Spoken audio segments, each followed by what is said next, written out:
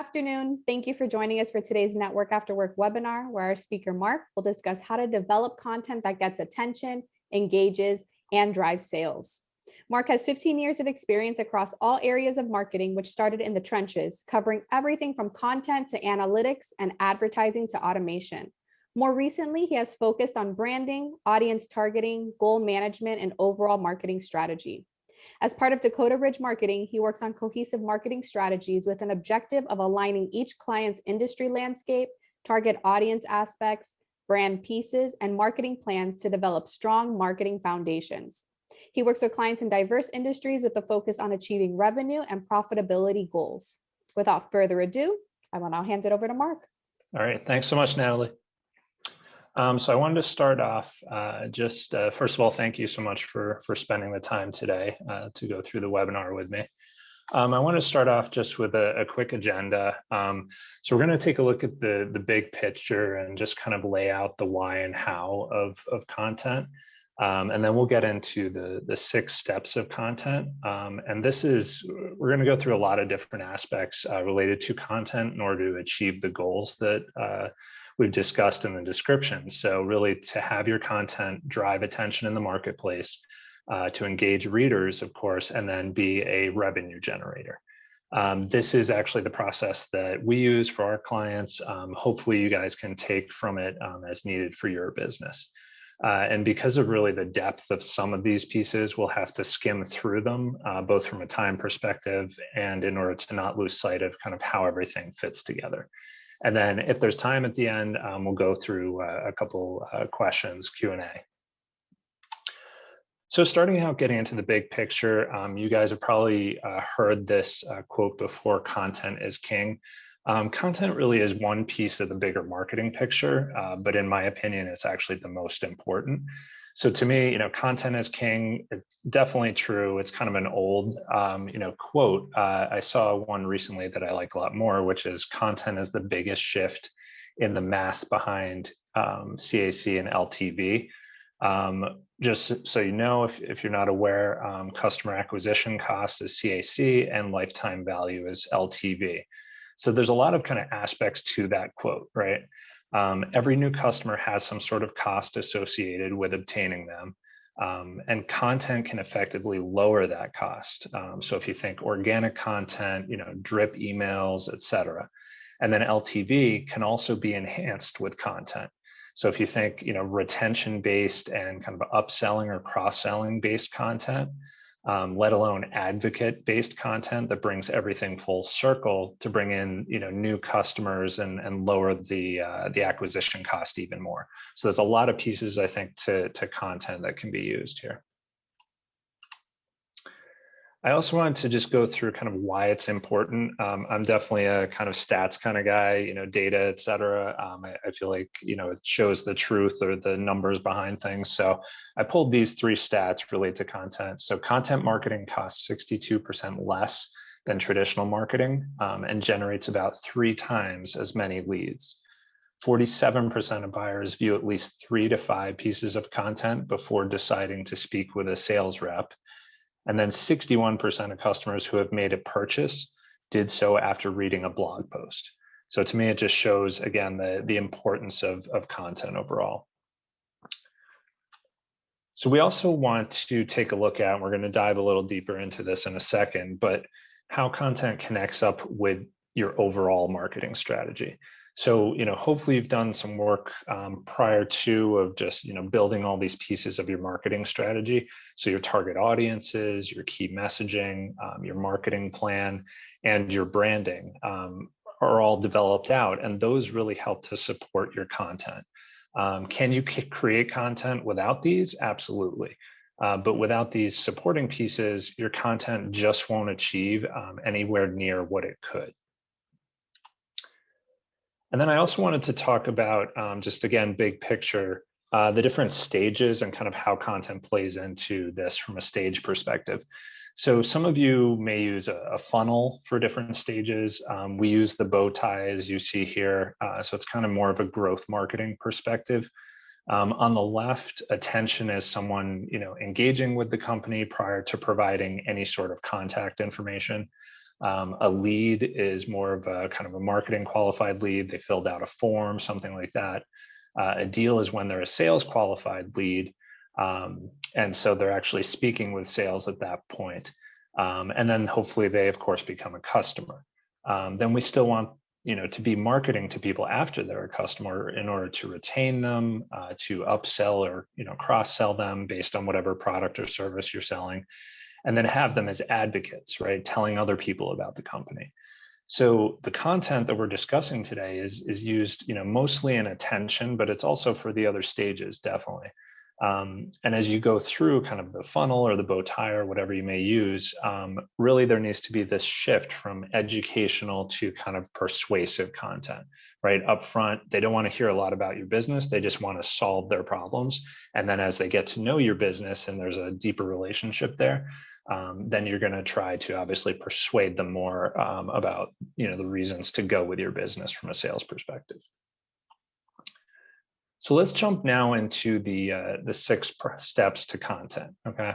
And here's each of the 6 steps. So pre-content strategy, getting into the content strategy, actually developing the content, promoting that content, reporting on that content, and then optimization of that same content, okay? So this is kind of what we've laid out, as I said, from a process standpoint.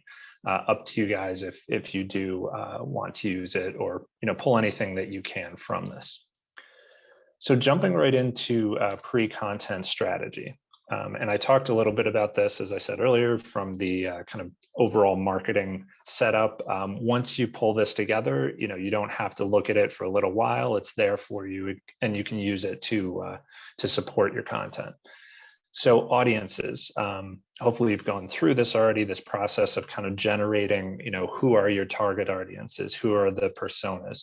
You need to know who you're speaking to, right? And speak to them as directly as possible to both resonate with them as well as engage them. So on the segmentation side of things, you're looking at things like demographics, geographics, psychographics, which is more around behavior or why they're buying. And then if you are B2B as opposed to B2C, firmographics, things like size of the companies and aspects like that. And then on the persona side of things, breaking those audiences down to that second level is looking at kind of an example type of person that you are trying to reach. So things like a name, come up with a fictitious name, their age, personality, goals, frustrations, challenges, motivation behind buying, preferred marketing channels. And really to build all this out, you could use, third-party research, go out and do all different types of data research, as well as first-party research, if applicable, actually speaking to, clients and learning from them. Branding would be the second piece of this. So, a lot of people, and especially I think small and medium-sized businesses, kind of put this on the shelf. Maybe they do a brand guideline and they say, okay, we're done with that. We've created our brand. But really, you want to keep using this consistently throughout, especially all of your content generation. So it plays a much bigger part than most people realize. Consistent branding can actually have a 23% revenue boost. So it's a pretty significant part of marketing, I believe. So you want to look and create your personality. So the underlying personality of your company, that's definitely a part of how your company is positioned in people's minds. So I like to think of it, if you met your company at a networking event, would they be relaxed and humorous? Would they kind of be professional and stoic? How would that come forth? Voice, so how the content actually speaks to convey the personality. The tone, so on specific channels or in a specific situation, how the way that you speak changes. So you would probably have a different tone on social media versus in an ebook. That's more of a professional thing. So, and then imagery, what the colors and visual aspects and everything of your brand actually convey. So having that all together. Key messaging, also, one of the most important things, I think. You want to segment this out by your audience. So you see here we have target audience 1. So whoever that segmentation was, let's say you have 4 or 5 target audiences, you want to break this up per target audience. And then for each audience, what are the key messages that you need to get across? This could be service related. It could be the expertise level, due to the longevity of your company. It could be your key differentiating product feature. And then within each of those key messages, what are the supporting factors or supporting messages that make up that key message? From experience, you'll go back to this more often than you think, and it's definitely usable as you kind of build out your content. And then, of course, the marketing plan, right? So important. Hopefully, you've put together kind of a plan around your company's marketing. You should have a lot more on your marketing plan than these 4 that I put here, but really just decide to focus on kind of the main content areas, as that's, of course, what we're talking about today. So we've got blog, pretty straightforward. Content upgrades are something that are just really useful because a blog may not generate as many leads, as many conversions, sales that you'd like to. It's more of kind of that attention or awareness stage style. Content upgrade is just an actionable piece of, it's a calculator, a PDF, something that goes along with each blog post. So they read about it from a theory perspective in the blog post, and then you say, hey, would you like this great, template that allows you to do X, Y, and Z? So that's kind of the idea of a content upgrade. Expanded content is going to be something more like an ebook, a white paper, something a little bigger and longer. And then, of course, video, all important today due to the engagement levels. Video is something really important. You could also throw in social posts into this mix as well. But aside from any kind of curated content, the social posts are usually an output of the content that you're generating on other channels. So I kind of left it off of this here. And then the other piece that you're going to need in order to start your content development is, of course, the cadence. So planning a cadence, I think, is so important.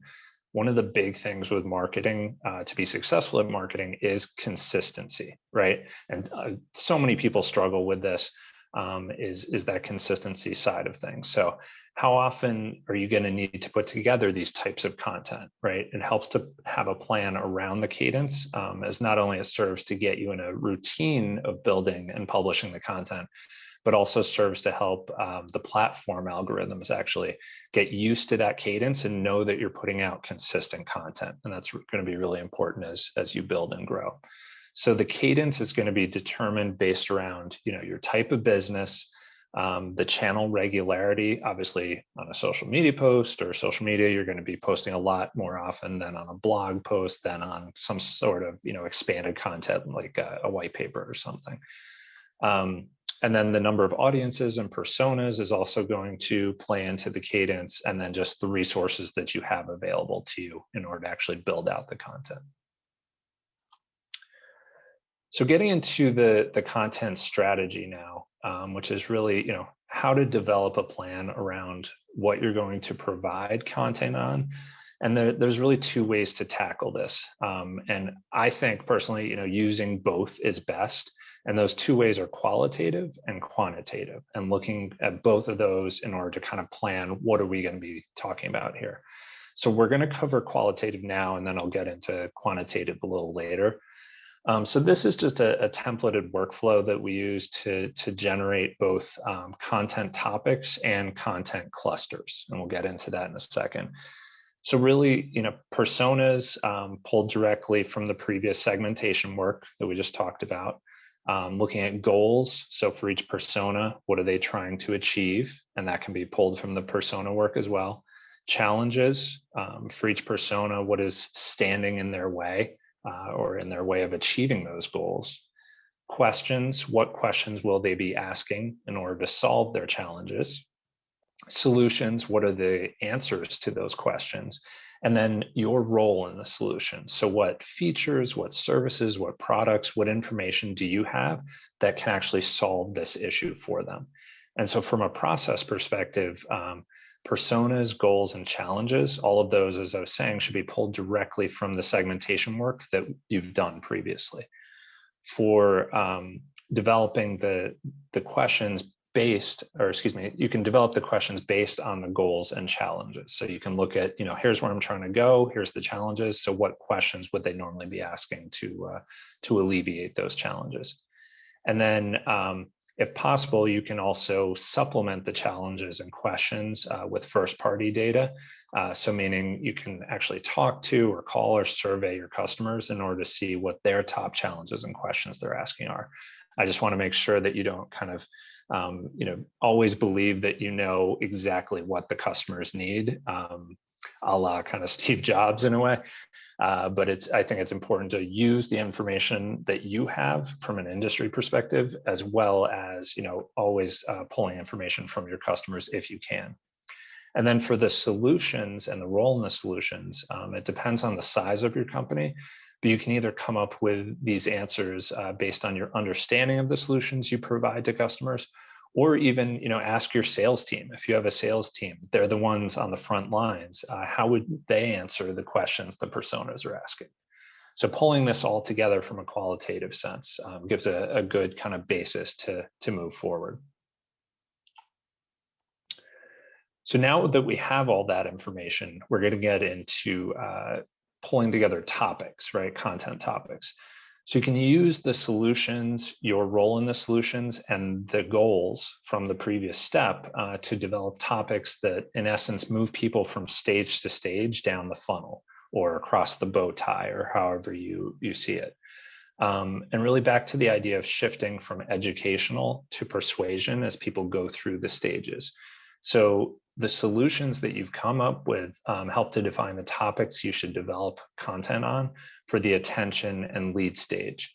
So people can kind of know about and learn and believe in those topic areas. And then your role in the solutions helps you to define the topics you should focus on for the deal stage. So people can know about and understand your business better and how it helps that persona.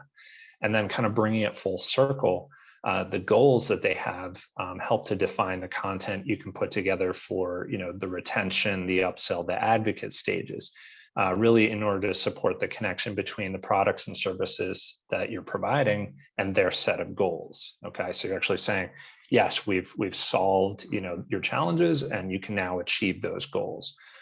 This, of course, keeps them as a customer. It helps you upsell other things and creates an advocate for your business, hopefully. So now let's get into content clusters. Once you go through that kind of topic level, setup, that process, you should have kind of a laundry list of topics to develop content on. But that can be a little messy from a planning perspective as you go forward. So you need to pull them together into, we term them content clusters, however you want to see it. But really, as you look across all those topics, you're going to see common themes jump out, or topics that can kind of cluster around certain ideas. So go through the process of aligning those ideas into a hierarchy. And we use, again, this cluster idea of these 3 levels.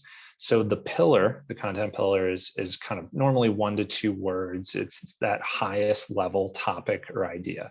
And then beneath that is categories. So it's the next level down within the pillar, and then subcategories, next level down of kind of that topic or idea.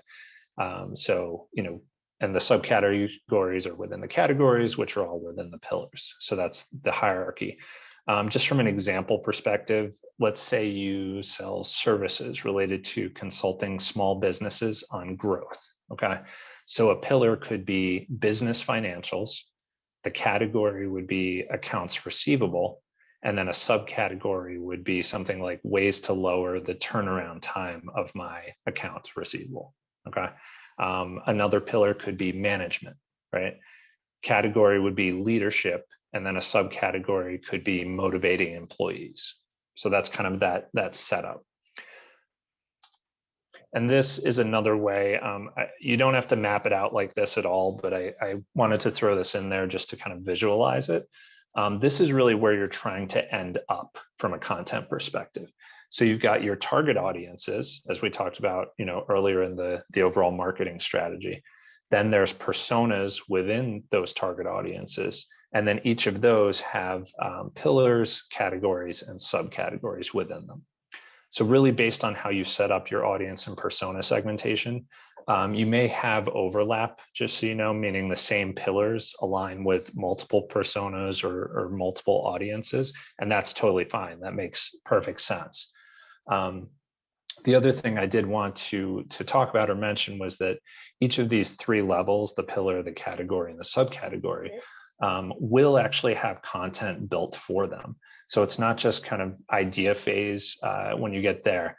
It's actually you're building content around these three areas. So you're going to have a pillar content piece, one of those content pieces around that central idea, multiple category content pieces that tie into the pillar, and then multiple subcategory content pieces that tie into each of the categories, as well as obviously the pillar at the top.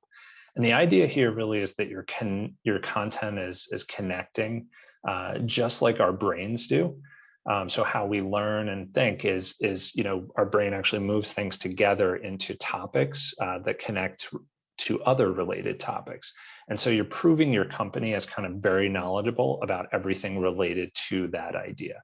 And that's kind of the whole gist of this, as well as it helps out on kind of the technical marketing side of things, which I'll get into in a second.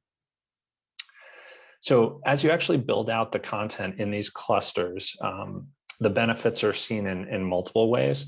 So you're going to engage readers more because they're interested around that idea, and then they can get to a ton of content centered around that. You're going to help your SEO out a lot, as well as increase conversions. So tactically, just to jump into that real quick, how do you do that? So there's four really, I think, main ways that you can actually do this. So one is website content tagging, meaning that when you write a blog post, when you put something up on the website, you want to have it tagged under these different main pillar areas. And so I can search by that. I can, as a viewer of your site, I can search by that.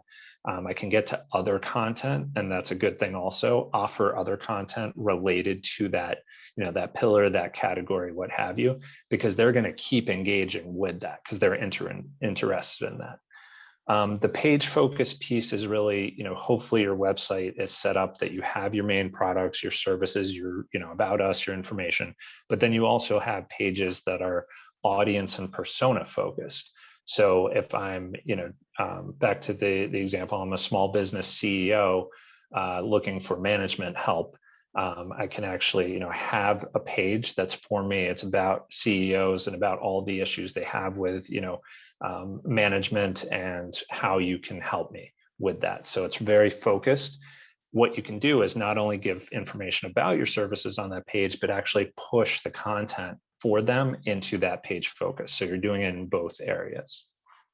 Internal links is more of a kind of technical SEO side of things, but when the bots and everything from Google crawl your site, you want them to see that you have a ton of content centered around that, again, that content pillar, that idea. So when people search for that, they know, your company is the authority on this. And that speaks into the DAPA at the end, which is domain authority and page authority. So from an SEO perspective, you're going to get a ton of benefit due to that heightened authority based around the one idea. And then last main area on the kind of content strategy side of things is you need a calendar, right? In order to align to that cadence, you got to have a calendar to set up the planning of this. So to me, really the content calendar, it's the cadence plus topic scoring. So from our marketing plan, we already put together the cadence. We know how many blogs, expanded content pieces, et cetera, we need to be doing each month, each quarter, what have you. But what are we going to write about, right?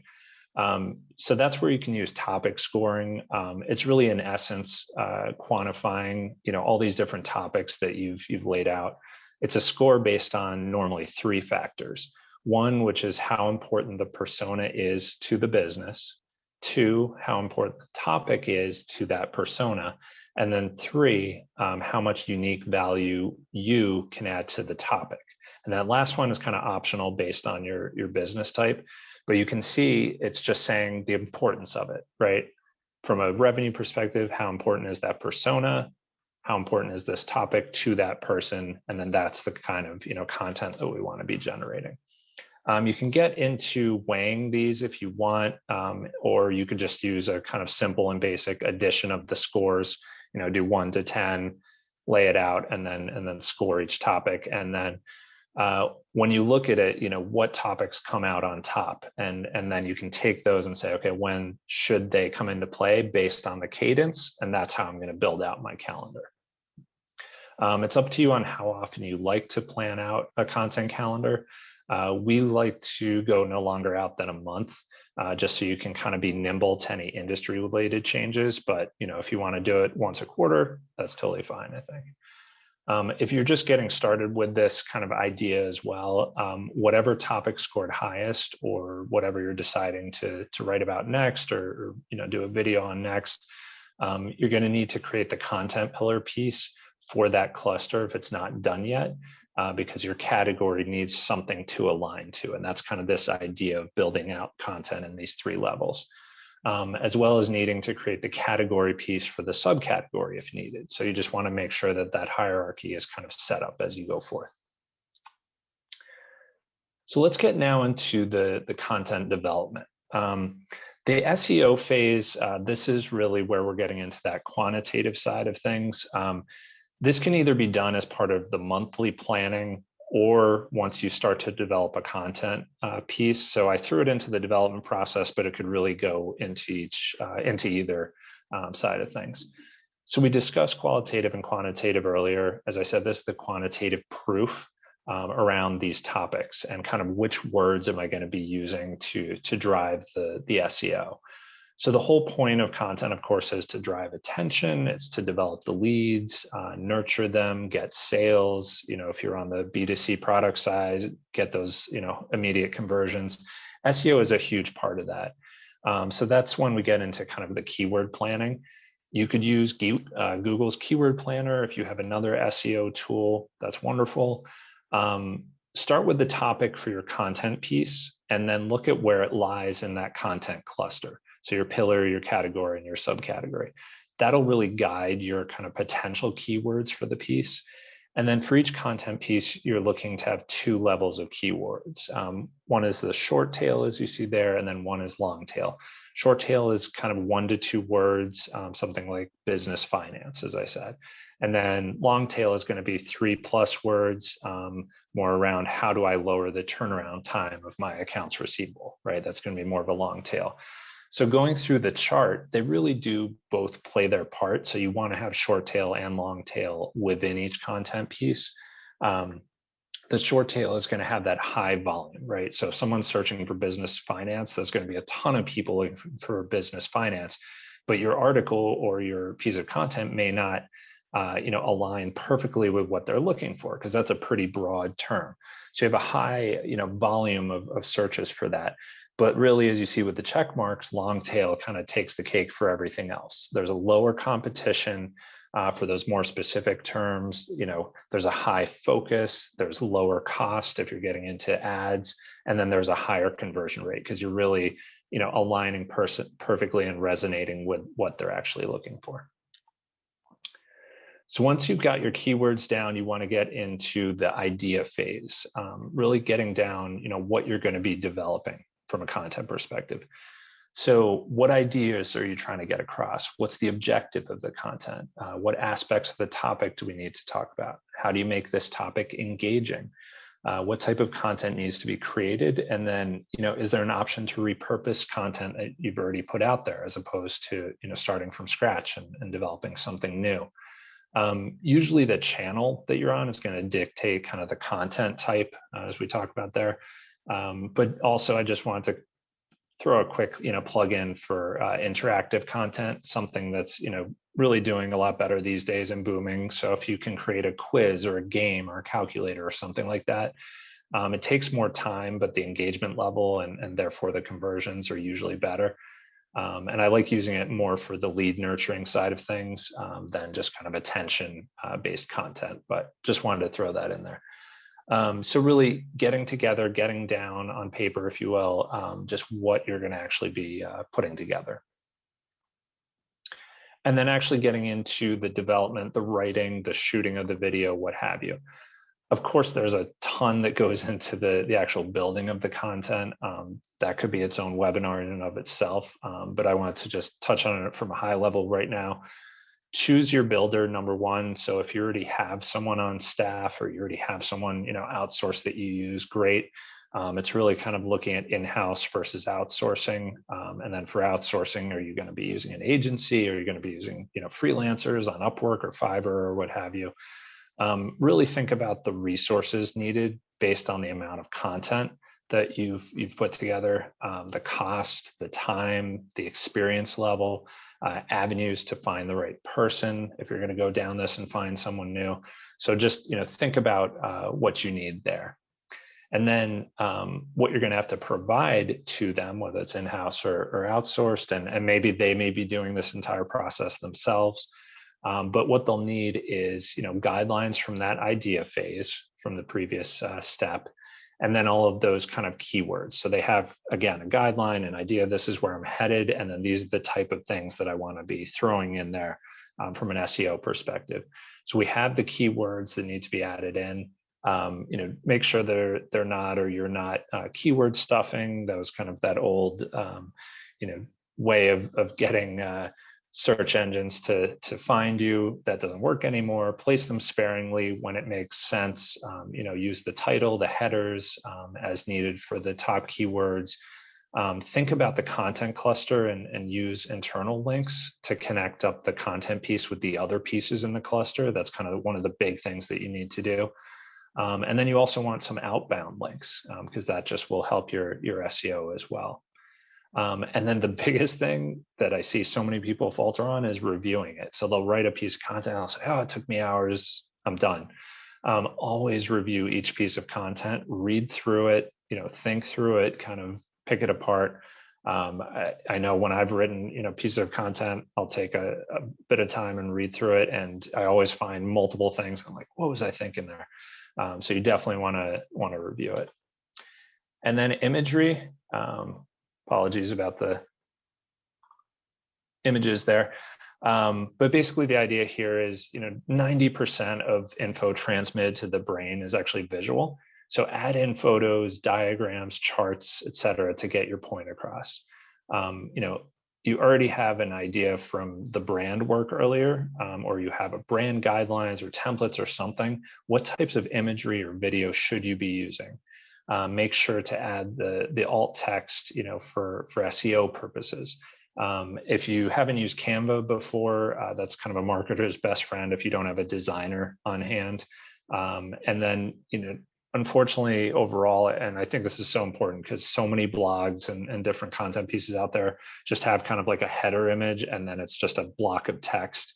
And it just, almost from a marketer's perspective, makes me sick when I see that, because I'm not engaged by that at all. And with everyone having the attention span of, I think, a goldfish these days, it is that they've proven, no one's going to read that. So just, breaking it up, having these different pieces, having images as part of it is so important. And then lastly, in here, the CTAs or call to action, really important. Think about your content in relation to the bigger picture, again, to those stages, whether you use a funnel, bow tie, the flywheel, whatever it may be. Is this just, informational content used to gain attention? Is there a next step that you want them to take? So think about, you're in the person's, chair and they're reading this and they get excited about your company. You want to have something right there for them to do. So, when you create these CTAs, have a good mixture of the calls to action in the content. So it's not overkill, but it's right there to entice people to take action when they want to. And that means usually both full, call to actions, like an actual piece in there. It could be an end screen on a YouTube video, something like that, as well as if it's text-based, within the content, you're just typing it out and you can talk about how great this, content upgrade is, or getting this, white paper or whatever it may be, having it right there. And then, depending on the CMS that you use and the content type, you could also A/B test call to actions to really find the best one.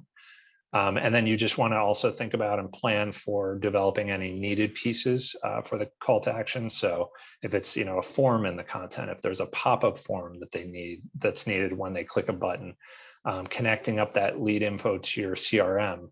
Are all the email automations set up so you can send a thank you email? Can they easily download the content that they're asking for? All of that set up around the call to action. All right, and now getting into the content promotion side. So we put together the content, it's out there. We want to obviously promote it and get some traffic to it. The first thing I think is just the website setup. If it is content that's placed on your site, using tags, as I talked about earlier, tagging is really important around these content clusters on the site, so people can easily find content that resonates with them and search for the content and everything like that. And then, adding the placements centered around the audience and persona pages, which you hopefully, again, have set up, is just so important. So any content piece, it's going to be placed in two areas, right? It's on your kind of resources insights blog page, as well as on the audience and persona pages. And then we get into organic promotion. So SEO, we've talked about it. We already set up internal links to connect up our cluster when we were developing the content. Our builder used the right keywords in the content or the video script. You can also, just so you know, submit URLs to search engines to get the content crawled faster. So if you have, Search Console or the Bing Webmaster Tools set up, you can actually say, hey, I published this new piece of content. Can you go crawl it and then, get it a little faster? Social posts, obviously posted out there on your business pages. Ask employees, members of your company to share that. You can post it on groups that you're part of. That's obviously based around their kind of content policies. Think about organic promotion on Medium or other kind of outside content platforms. If you use some of those, I know with Medium, they have the non-duplicate content importing so that, you make sure that the search engines aren't seeing Medium as the original content. It's your website that's the original, and the one on Medium is just a copy of that, just to make sure that you're not missing out from an SEO perspective. And then Quora, which I'm sure you've heard of, or some sort of similar option. There's a lot of manual steps to something like Quora. You could outsource this if you wanted to, but finding people looking for answers that your content has, providing some insights, and then linking back to your content. So just some different ideas around organic promotion. And then paid promotion. This, of course, could also be its own webinar in and of itself. It depends on the content type and kind of the stage that you're at. Unless you have a large budget, I wouldn't recommend paying for any kind of non-call to action, attention only content. You need some sort of ROI out of it, of course. For an expanded content piece, you'll have to do more paid promotion than kind of a blog post. And then for a nurturing piece of content aimed at like the deal stage, when sales is already talking with them, you probably won't have to do any paid at all. So talking about these areas, social ads, I think it's better to start here for kind of regular content, like a blog post with a content upgrade tied to it. Depending on what platform you use, this is usually cheaper than doing something like PPC upfront. But then you can also do, as it says here, PPC and paid search.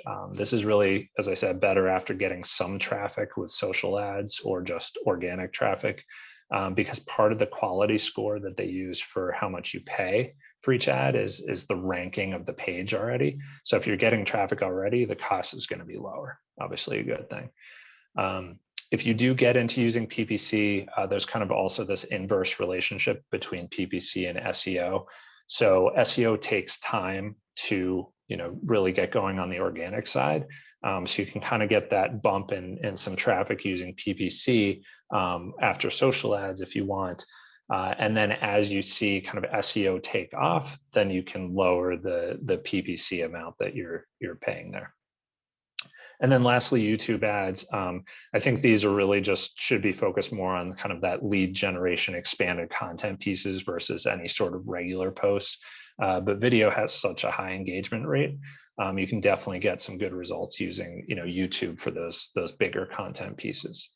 I would also think about setting up custom audiences in each of these areas to pull in people based on behaviors. People that are going to your website a lot, stuff like that, and target them with certain content related ads. And then overall for paid, make sure you're using targeting well, tracking everything, you're testing multiple ads, and that you see that return on ad spend in the long run. And lastly, for the promotion, I'm still a fan of newsletters for all of your audience that is consistently engaged with your company. The ability to kind of condense content pieces and capture people who may have missed it when it was posted, grab new leads, etc.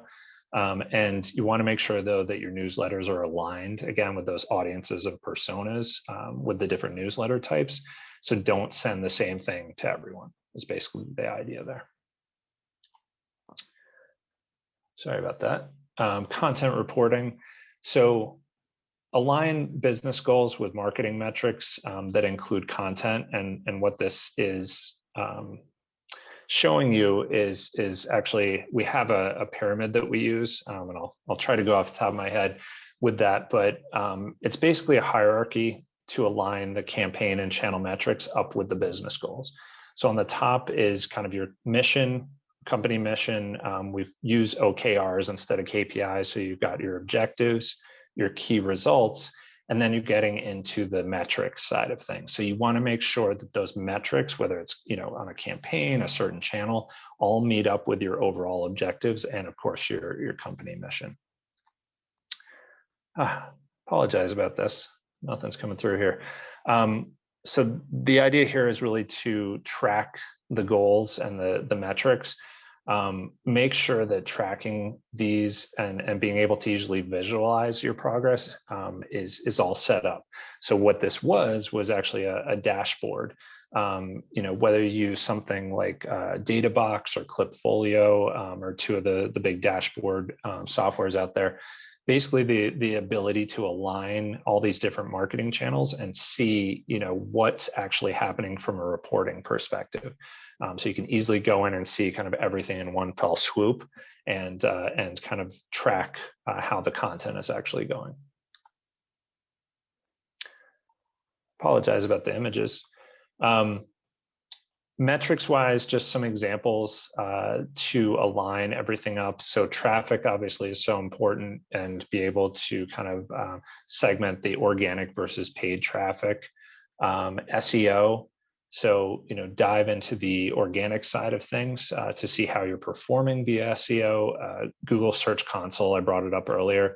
If you haven't set it up for your site yet and linked it up, you definitely should. You can see, what keywords you're being found for, your position on search, what people are clicking to come to your site. So it's really important to kind of see that when you're developing a lot of content. Engagement. So how long are they spending on your site? Do they go to sales pages after viewing content, and really seeing that level of engagement? And then of course, conversions, actually tying up the content to revenue. So that's easier for e-commerce because it's kind of this direct, easy relation. B2C overall can be somewhat hard to do that, and then B2B is even harder because you're really needing to align marketing sources with your CRM. So it's kind of what type of business you have as far as setting all that up and seeing the conversions, but definitely an important piece because that's the whole point again of the content is bringing it all together. And then the next thing I wanted to talk about was just an idea here. If you want to really get deep into, how is your content doing? This is kind of a way using heat maps and recordings. If you've ever set that up, Hotjar or Microsoft brought out a new one called Clarity. You can actually see the actual engagement with your content. So on the left was a heat map showing where people are kind of placing their mouse as well as clicking when they go to your different pages. On the right side that you are seeing there is actually recordings. So you can actually watch how people engage with your site and with the content and see, how fast are they reading through it? What are they clicking on?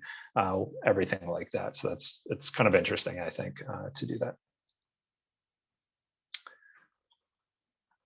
So last in the process, I just wanted to discuss historical content optimization. So once your content is out there, dependent on the channel, that's not the end. There's an opportunity for more engagement and conversions, et cetera. So why? You've already spent the time, the money to put together content. So basically you're going to you're going back to old content and optimizing it to get more out of it. And I've actually seen some results where they more than doubled the monthly leads from a piece of content just from optimizing it down the line. Keep an inventory of your content. So anytime you publish a piece, add it into a spreadsheet or other tool for content.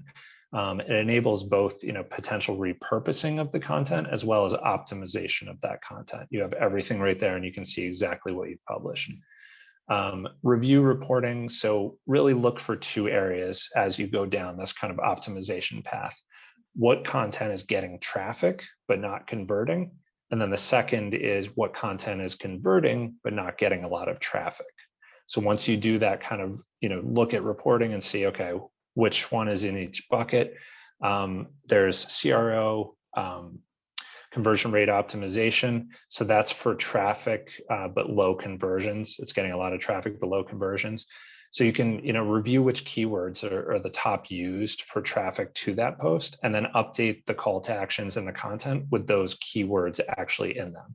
And so you're actually using this kind of up-to-date method of saying, okay, you're searching for this. We're going to give you that exact thing in the call to action, and then the conversions should go up there.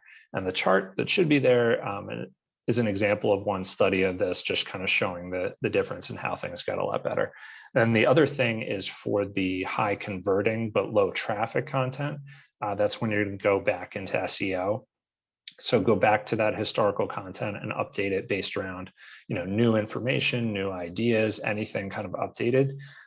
Google loves, fresh content, and you're actually building off of the existing page authority that content has already built over time. And any new visits to the updated content, potentially lead to new shares, new inbound links, stuff like that.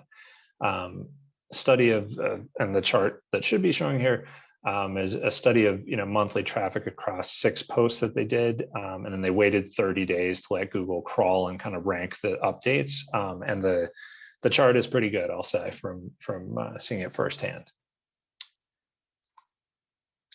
So lastly, I just wanted to make an offer for anyone out there.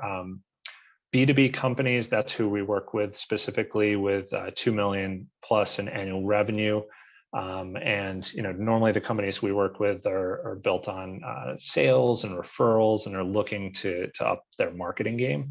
And you maybe kind of have a plateau in revenue, and you understand that a comprehensive strategy is important as opposed to jumping into just campaigns right away.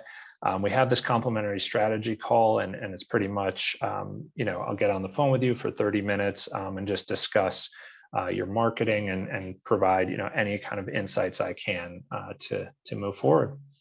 And other than that, you can contact me anytime with questions. Awesome. Thank you so much, Mark. Great Absolutely. content.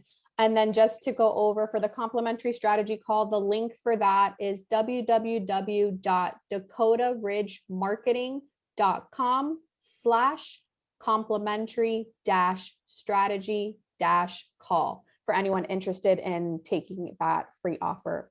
And we'll go ahead and get into some questions now. We do have a few that we have for you, Mark. So we'll go ahead and get started in those. Let's see. You discussed advertising for content. What should I budget for that? Yeah, we do get that question all the time.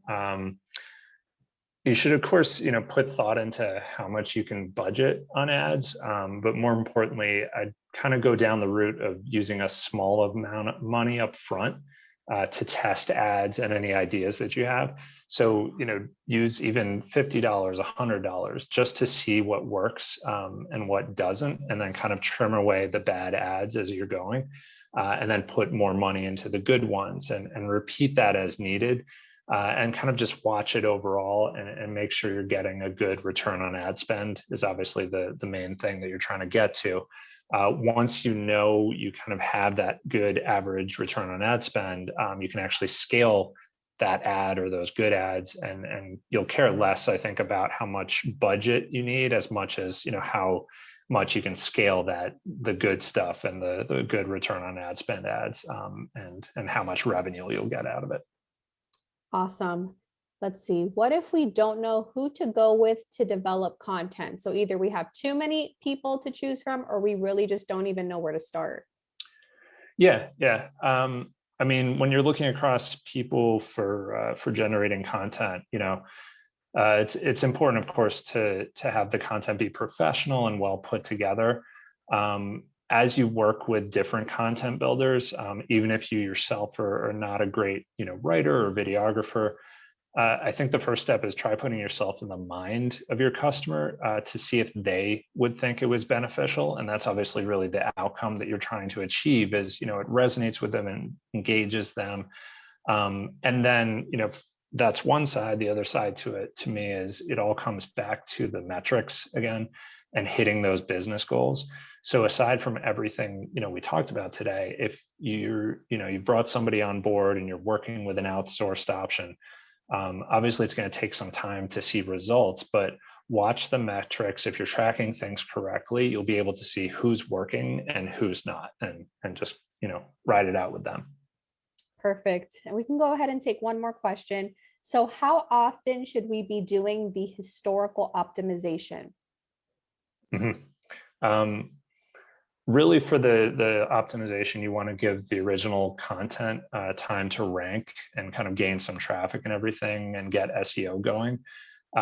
So we normally, tell clients and work with them on having at least a year of content before starting that kind of look back process, and then go through a quarterly run through of your inventory and do the whole review reporting thing that we talked about, and then making those updates. Awesome. Thank you so much, Mark. Always a pleasure to have you with us. Again, if you want to connect with Mark, there's his email address and his LinkedIn, and also reach out for the complimentary strategy call. Thank you again. All right. Thanks so much.